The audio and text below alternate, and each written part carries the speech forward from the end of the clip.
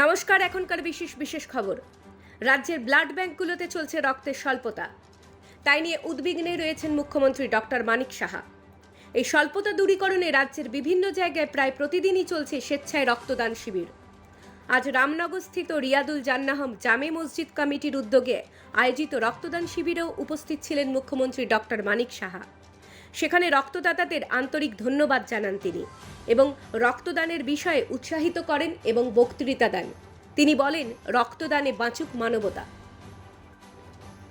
আজ আধুনিক ত্রিপুরার রূপকার মহারাজা বীর বিক্রম কিশোর মাণিক্য বাহাদুরের পুণ্যতিথি।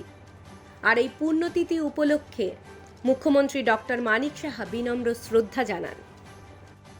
উষাবাজার ত্রিপুরার শ্রী শ্রী কালী মায়ের মন্দিরে পরিদর্শনে গেলেন মুখ্যমন্ত্রী ডক্টর মানিক সাহা।